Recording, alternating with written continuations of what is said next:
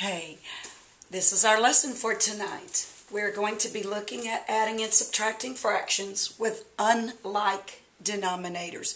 Several of you have mentioned that this is something that you really are interested in learning more about, especially since it has to do with fractions. Not every fraction in life, conveniently, is going to have the same denominator.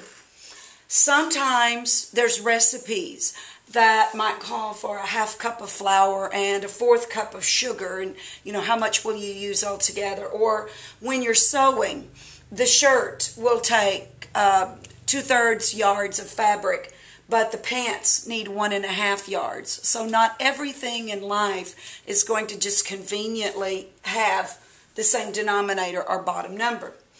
Even when denominators are different, though, you can still add them. You can still add fractions, but there has to be a little bit of renaming before you do it.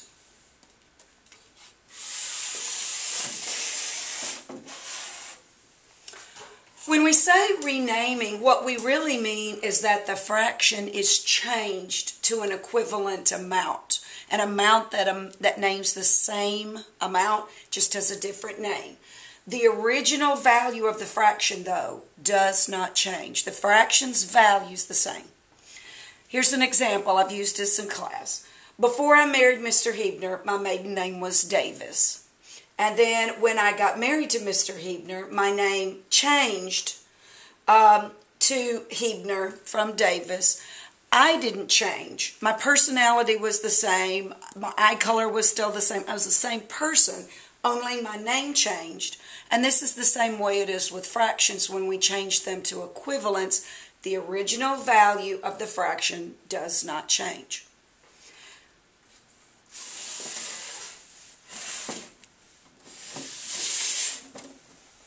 Let's say that we are going to add together 1/3 and 1/6. Obviously, the 3 and the 6 are not the same. And we can't add them until we actually rename them as an equivalent fraction. And we make the denominators the same. Now, I'm going to teach you 2 ways to do this. Here's strategy number 1, and strategy number 2 will be on another panel. Strategy number 1 is probably the way that you have been taught, like in 3rd grade, 4th grade. Let's say that we are still doing the 1/3 plus the 1/6. Ask yourself, what is a number that 3 and 6 have in common?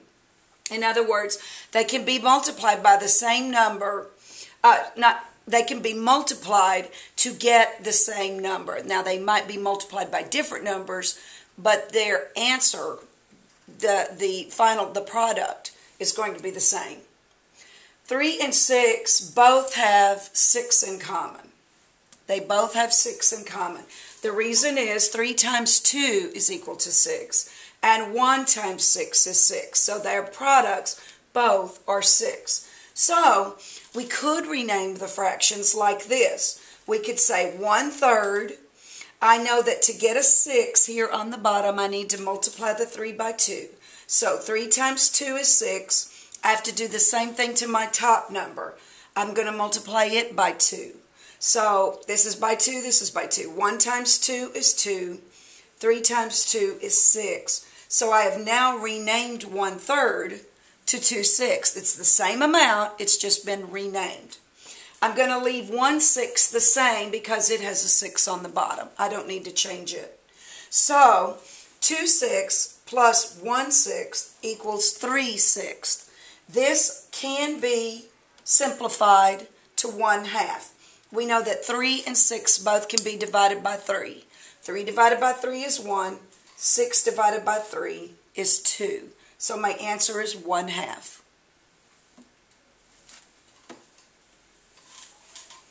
Here's strategy number 2. We're using the same numbers, 1/3 plus 1/6, the something. Strategy number 2 is sometimes called the butterfly method. And the reason is that sometimes when you draw your lines, it resembles or looks like butterfly wings, and that's why it's called the butterfly method.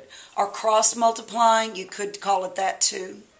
Here's an example. I've got 1/3 plus 1/6.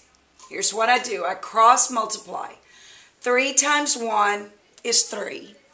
Then I do it over on the other side. Same thing over here. 6 times 1 is 6.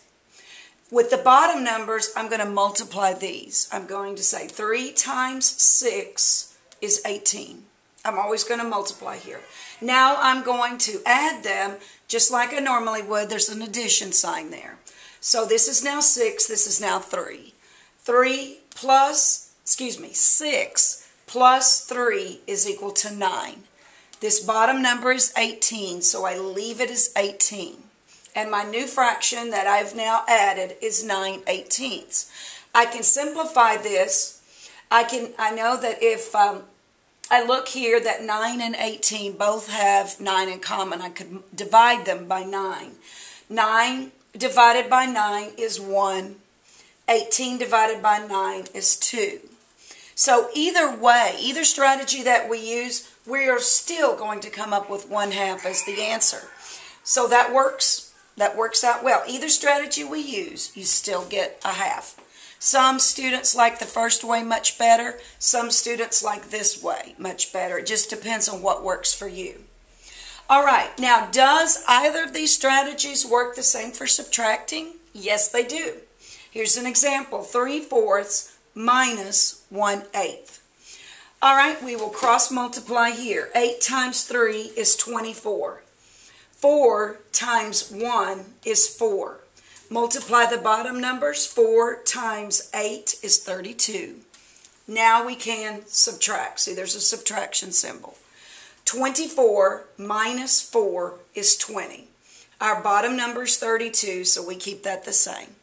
This can be simplified. 20 and 32 both have 4 in common as a common multiple, greatest common multiple, and greatest common factor. And we know that 20 divided by 4 is 5. 32 divided by 4 is 8. So 3/4 minus 1/8 turns out, after you simplify it, to be 5/8. 5/8.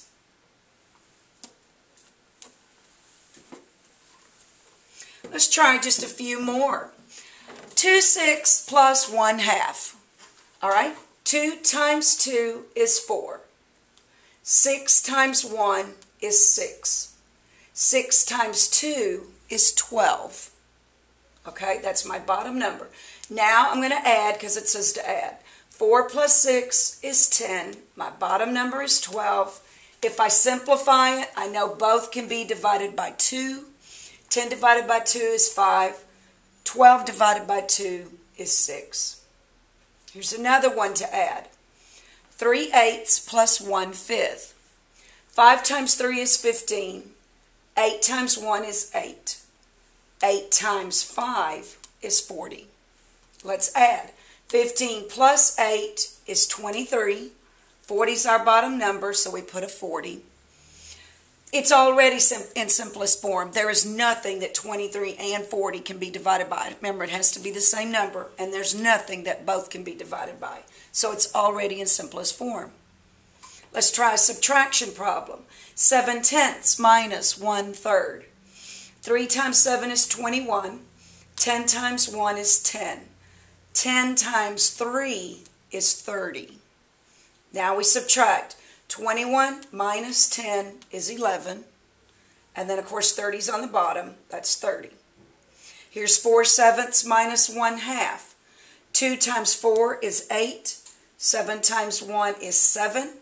7 times 2 is 14. Subtract now. 8 minus 7 is 1. And then 14 is on the bottom, so we put it on the bottom. Here's the denominator. You'll notice that both of these are already in simplest form. There is nothing that they both can be divided by. So they're in simplest form.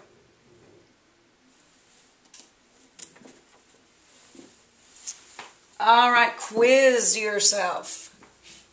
Now you'll notice I have not written anything on this. We're going to do this together.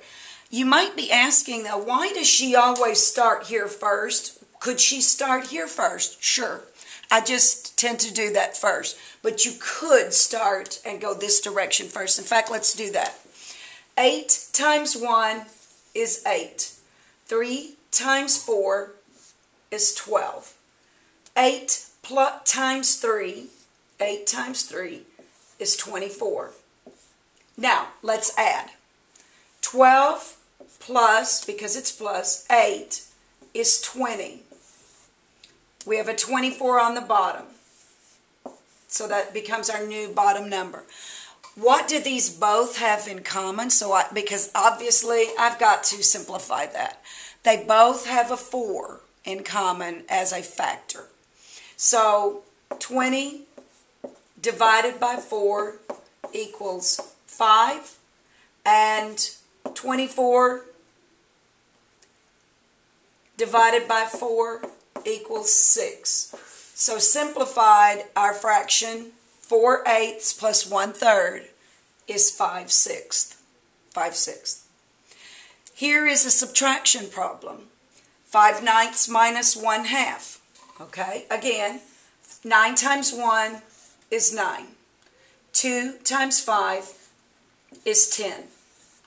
9 times 2 is 18.